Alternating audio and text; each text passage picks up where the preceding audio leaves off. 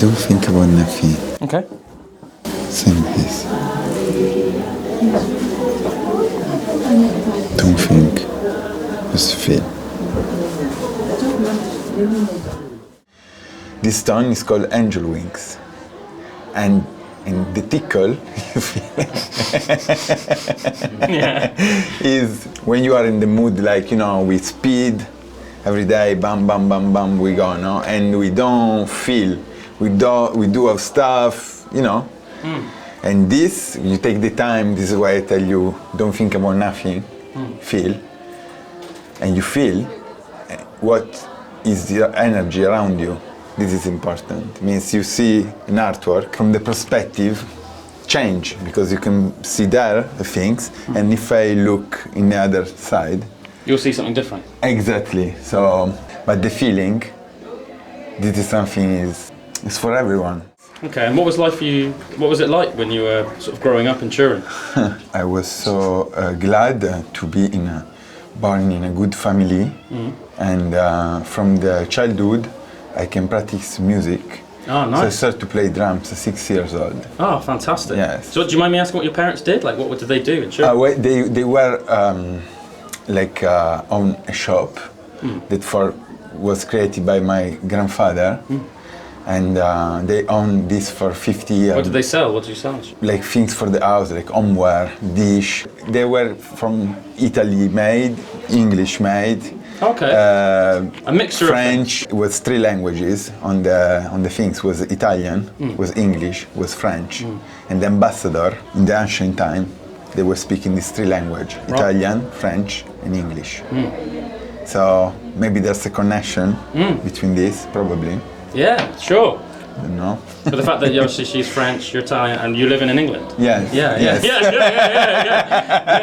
Yes, you're right. So you started playing drums at 6 years old, and you feel you had a good connection with your parents. You're thankful towards them. Yeah. It's not your star family, so so they don't see this as a activities, as a work, if you want. So I did my first gigs at 12 years old. This was like a cover, Sex Pistols, Nirvana. Was like grunge music and things like that. Yeah, all things. Was loving punk. I play in metal band. Nice.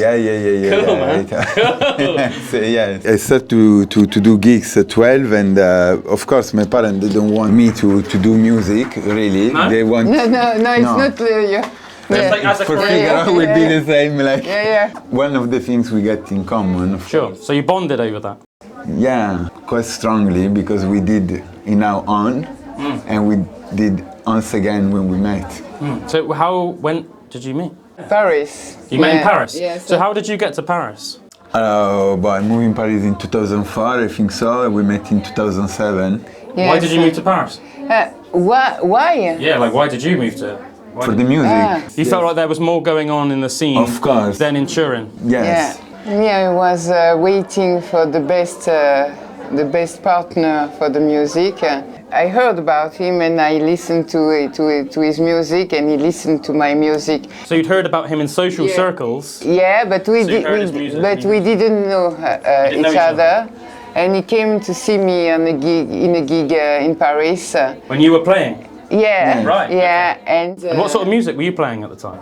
It was drum and bass, electro, and I was mixing French cabaret with drum and bass. That's so interesting. Yeah, very interesting, but we did better together with that, because it was very difficult to let understand that to the others. To the people. Can you remember the first time you met, like physically, and spoke? Of course, yes. Yeah. So what was it like?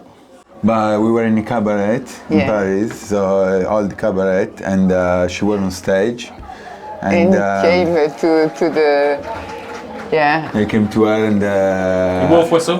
He said No, I'm joking. He said this won't work with Figaro. No. He said, Straight away. We have to work together. I said, no worries. Yes, it will be very. So he came to you? Yeah. He came to you and wanted to work with you? And I said, really interesting. He said, yes, but I want to work now. I said, okay, I fall down with love with him. Yes. No, it wasn't like this. No. We decided to work together, but it was like we were waiting each other. You see, but we didn't know how. You didn't know, but we felt it was like this because when we decided to work, it was like nobody could come into this relationship. You see, but we were not together. We were working together. And we create a nightmare around us because of that. But a few years after, we decided to marry. When you say you created a nightmare around you, like what do you mean? It means like you when we met and we really go deep in what we want to do. We felt it wasn't about ego. It was like we want to do a gig or we want to do this and that. It was like more than that, but we don't know exactly if you want. We couldn't just a feeling. Yeah. Okay. But we always be really listening to that, and all our life, by both sides, it changed everything. So our partner, what we got in life, just do like an omelette, like poof. Yeah, you know, and it was, but it proves that love is the only power. So you really changed both of your lives when you met each other, and that happened. So it was like completely flipped your lives over.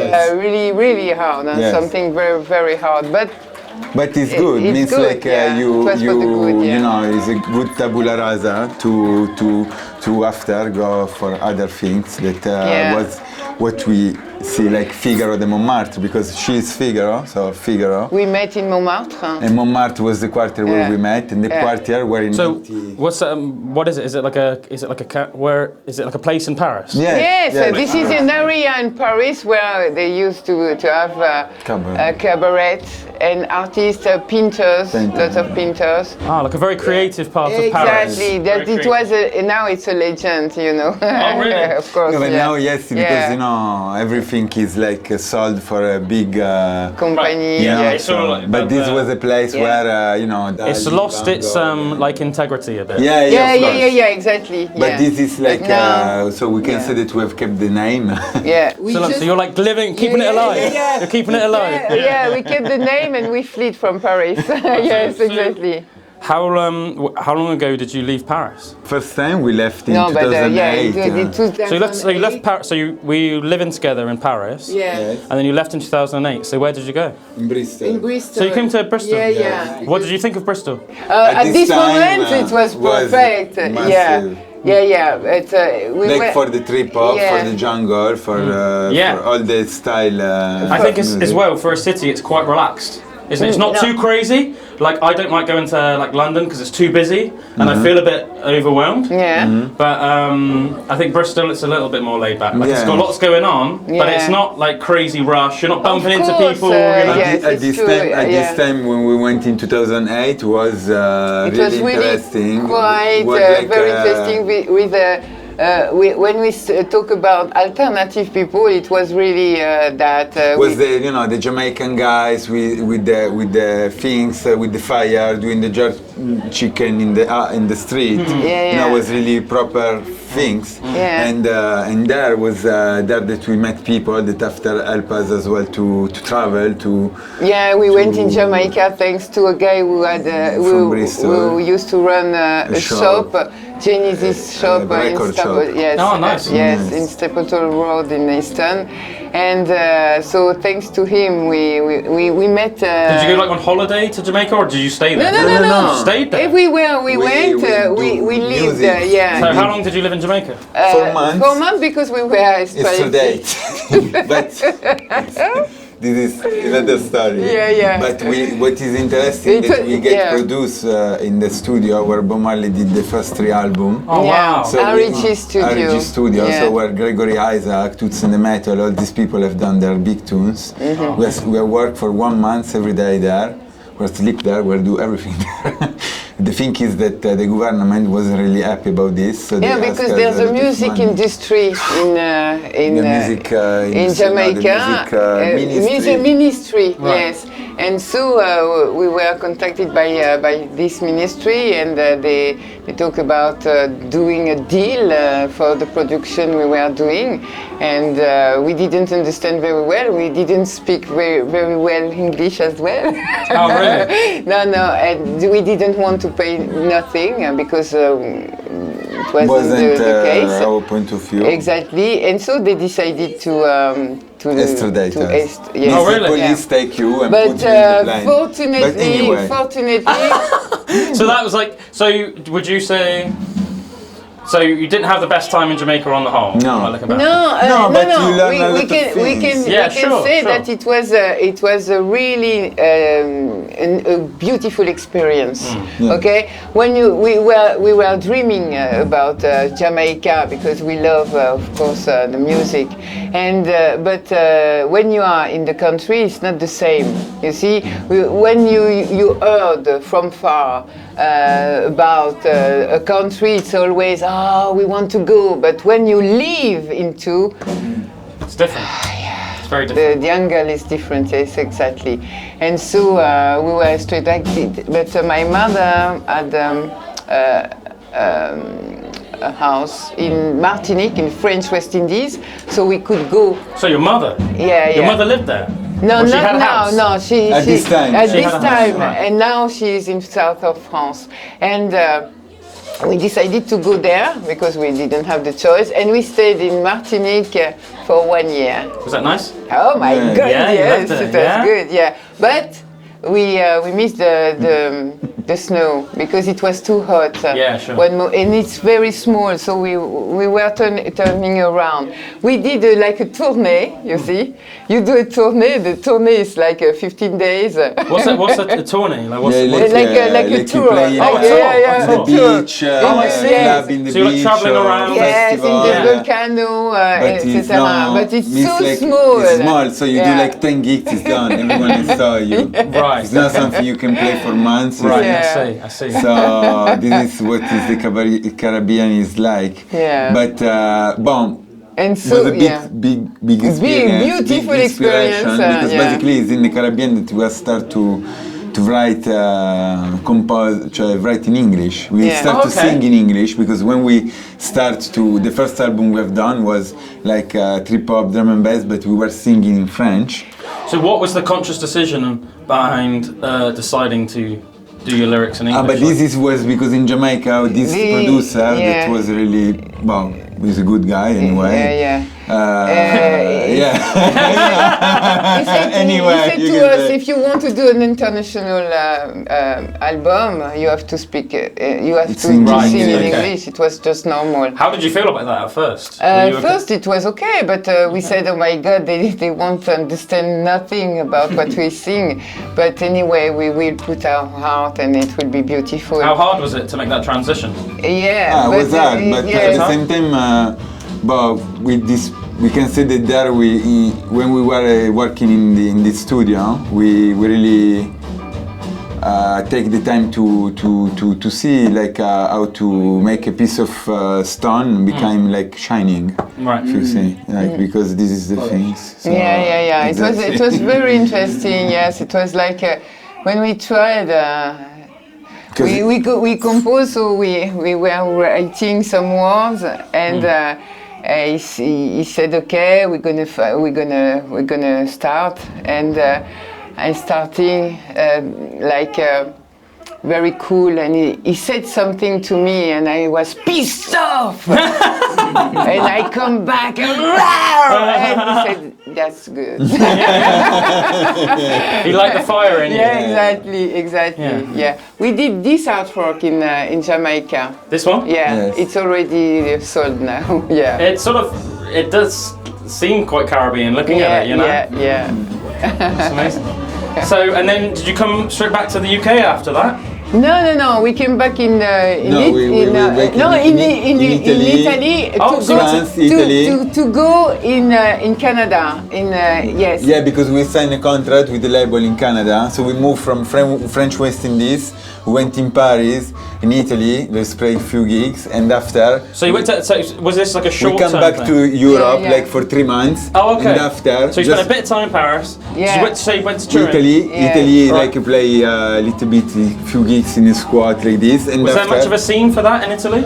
There's some, but yeah, it's alright. There's like a big squad in Italy, so you can do like, you know, we play like, for example, in a party. It was like when the weed is ready. They do a party for that. Oh, like nice. we do gigs for this. Like harvest party. Yeah. So harvest party. Yeah, and sure. this we play like in front of 1,500 people are and they give the weed for free. But the thing is, wow, for free. That's a nice. It's a community. It's a community thing. Yeah, you are sure to get a crowd. Happy. Yeah, very happy. Drew's catching the plane.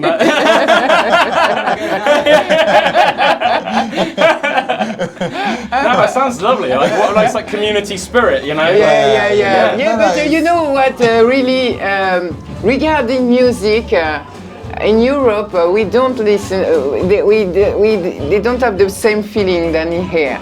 Really? Yeah, oh my God. Really? Yeah, definitely. Yeah, really, yes. We can say this, yes. For example... Why do you think that is?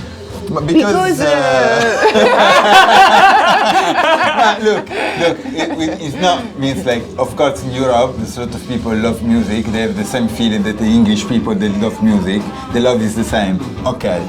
But what is the difference is that in Italy, in France or in other country, everywhere in Europe basically, they are more in the things like, oh, they see you at the television or they heard you at the radio, so you're famous, so it's cool to listen to you, okay? Oh, okay. Now in England, you have these things that you don't give a shit about who you are, and if you are good, you like it. Exactly. And this is yes. So it's so much more shallow. Yeah. For example, in France or in Europe, they will love the singer, but they don't remember they don't care about who is playing in the band.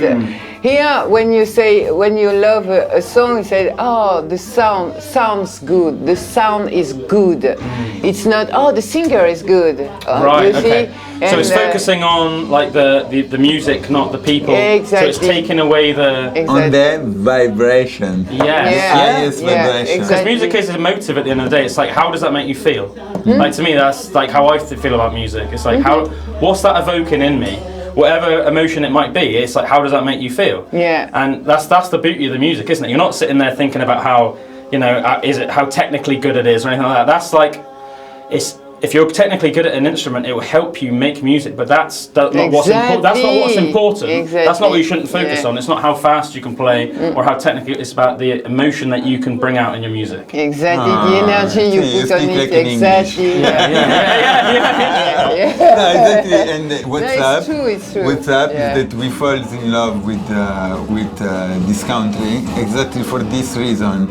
Why? Because we spend like time traveling in this different country, but we always have like some stuff like not stopping us, but like we don't really guess the things as we wish. And finally, well, I don't want to cut, but like we jump in a way, like when we come back in a moment here, we have the present of the people understanding what we do. So it's like, we couldn't anymore playing in Europe, okay? No. You just wouldn't do it?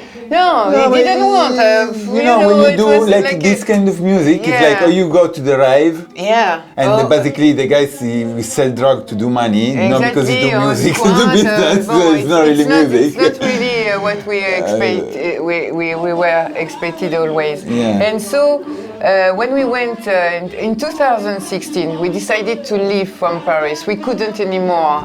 It was the Bataclan venue was attacked by terrorists, etc. Yes. So it was a nightmare. And we decided to go there, and we could go in a festival in the Kent called Small World, okay? Yeah. And What did you say it was in Kent? It was in Kent. Kent, yes. And when we arrived there, we didn't know about the festival here in England. In France, we couldn't imagine because this is totally different. So when we arrived, we asked to not to play but to walk on the festival. We were like stewards. Like stewards, okay? Voilà, exactly, volunteering. And so we started to do that, and we were happy to be in the festival, seeing people, etc. And one moment they said, "You are an artist, you are a duo, but why don't you play?" But we can't do like this because for us it was impossible to think about. And they said, yes, if you want, you have a stage, you can play. And they just invited you, welcomed you. Oh yeah, so we said, okay, it was amazing for us. We arrived on the stage, we stayed 3 hours and a half. They didn't want we stop. It was amazing. Beautiful. Yeah. What a beautiful experience. Yeah. Beautiful, and it started like this here. We said, okay, we found the crowd. Yeah. Yeah. Where is that? Yeah, and 1 year after, we were in Glastonbury. Were you just traveling around England? Yes. We're like different place, invited by people, doing this quite What sort of everywhere. places did you go? Can you remember? Oh, we went in Suffolk, Norfolk, Cambridge. What else? Sheffield. Cornwall. Brighton, of course, yes. Yeah. And one moment, we were Never there. been up north. Yeah, but one moment. You should. Up north is lovely, and Yeah, the people are so friendly. We were sure of that. Yes, we met lots of people from there, and we want to go because they are really cool. And the thing is, one moment we couldn't anymore because you are always traveling. You are hosting by people, and people see you you are the artist, but we have a life. We are a couple. It was difficult. And so it was difficult to bear this situation. So we decided to go to the Devon and don't see people for 1 year and a half. Wow. Okay. So just completely on your own? Yeah. I bet that did you a lot of good in the long run. When you don't see people like this, you don't have any relationship. The only guy we saw once a month was our landlord, okay? Otherwise, we didn't see nobody. So how are you eating and stuff like that? No. We were okay, so you walking. go to the shop. Yeah. We go to the shop, but it's like we stop. Closed yourself off socially. Exactly. So doing meditation, fasting, living addiction. Do lots of walks into the countryside. We love. Here it's amazing. No, and really yes, and when you don't see people, you leave all addictions because you are not attracted by I agree. Yeah. I agree. And so I once did something similar actually. Yeah. I spent I always call it I lived like a Spartan for a year. But what I mean is it was like minimal. Yeah. So I would just read a lot. Yeah. And I would work out because it makes me feel good. And it's like a primal thing as well. And I would eat, and that was just that was it. But it did me a lot of good at the time for my personal, my personal journey at the time. I guess I needed that for myself. But sorry, go back to yourselves anyway. This is it, and that helped us a lot because. This is at this moment that we started to do painting together. The artwork, the collection of the Motion Diffuser One. But at the same time, as we say, it's like a journey because we are a couple, okay? We are artists. And so the ego is always a little bit something to...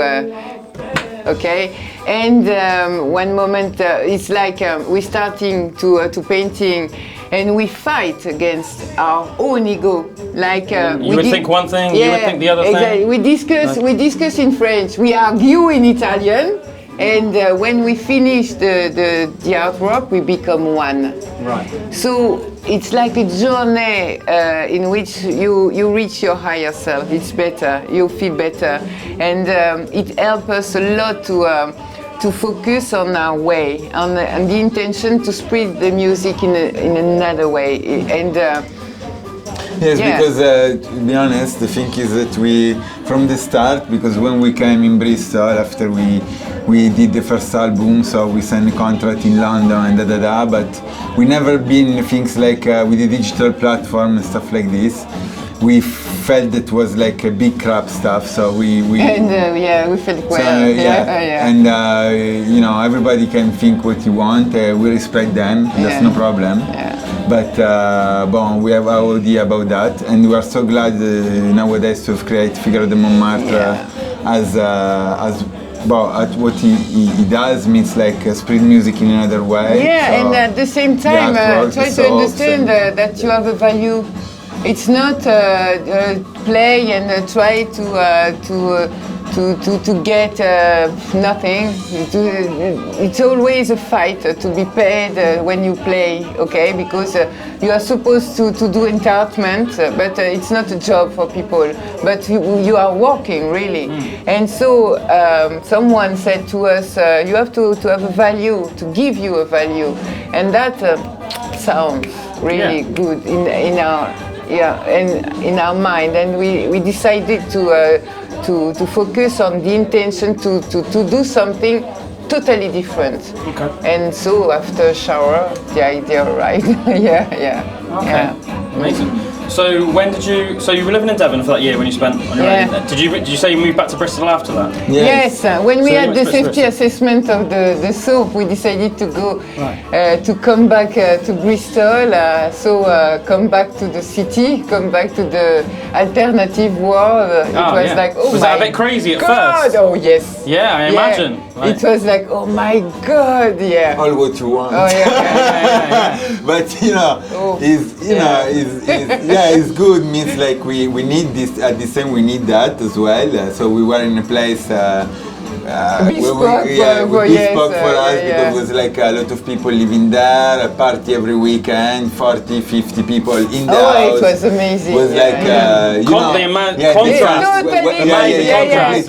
You know, the kind of place when you wake up in the morning, you have to kick the people to go to the toilet.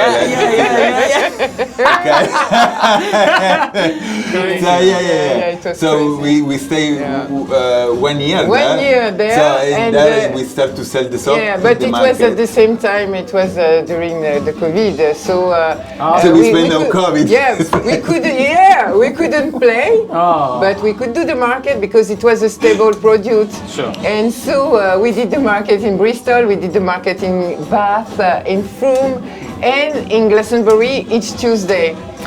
Each time we came in Glastonbury, it was like, oh my God, we feel good here. You fit in perfectly. Yeah, really. Fit in perfectly. And lots of healers came to us. And one day, there's a guy who said, guys, you've done the soap of the fifth dimension. What? That's so good. That's so funny that you say that, because me and Drew always used to, like, if we were like hanging out together, like having a couple of drinks or like having a smoke or whatever, if we'd start like jamming and something would start going off on this crazy tangent, you know, when you realise you've been jamming for like an hour but you haven't spoken, we'd always go, we've just gone full fifth dimension now. So it just made me laugh. When you say that, you know what I mean? Because that's like our language, you know, like. Exactly. Excellent. Oh wow. So then, how long after that did you decide to actually set up a shop here?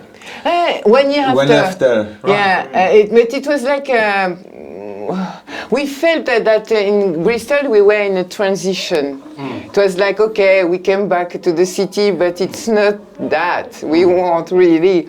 It was good for a few months, but one moment. This is almost like in the middle, isn't it? Exactly. Somewhere in the middle. It's not too extreme either way. Yeah, and one moment there's a customer who came to us to say, hey, there's a Bergen at the top of Glastonbury, you have to go to see.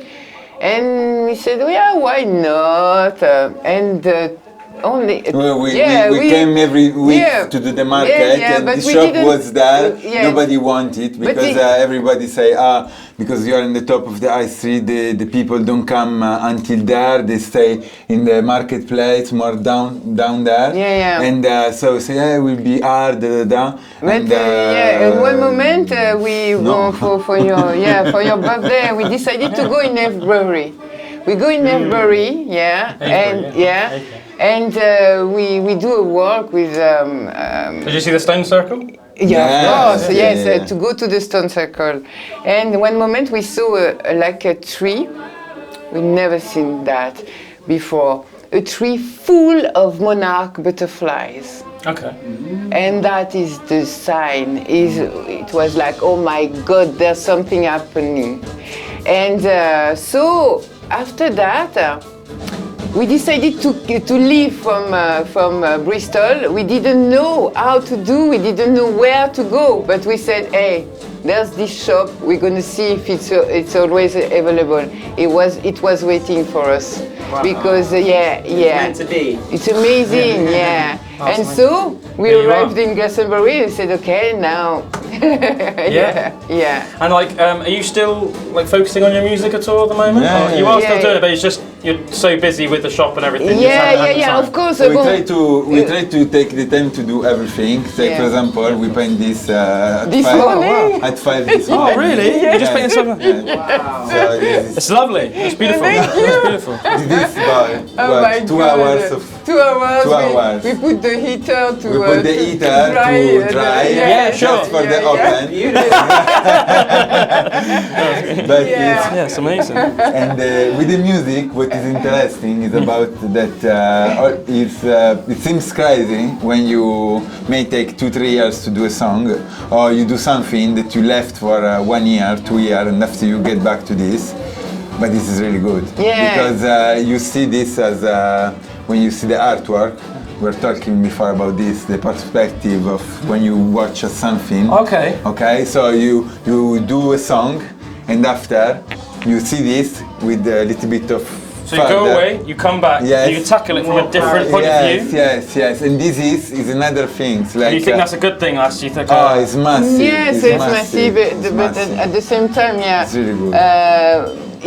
we are inspired to do something different because we love to do gigs. We really love the stage. But the thing is, well, for the moment, we don't have really the time to do so. But we are thinking about a new way to do gigs. Like the soap. Yeah, You want. like Okay. the soaps. Yeah. How did you come up with the soap? And the soap, it was like we have to spread music in another way. Okay. How you And, do? Because yeah. every time it will be like, oh, you go on Spotify, Amazon, do. So we were like, no.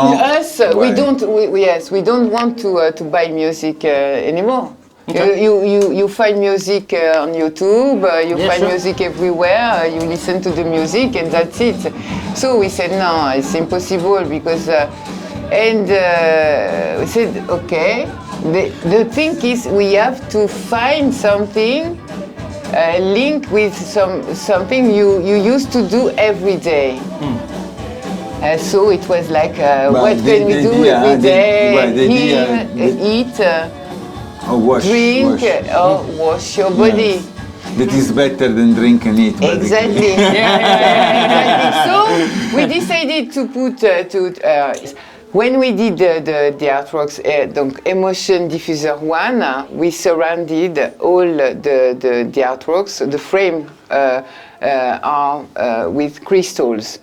And we felt the link between the colors, the music, and the crystals. And we said, there's something. So we're thinking about like the artwork will come with the vinyl. So you will have the music with the artwork and the crystal that energizes the space and And this is cool.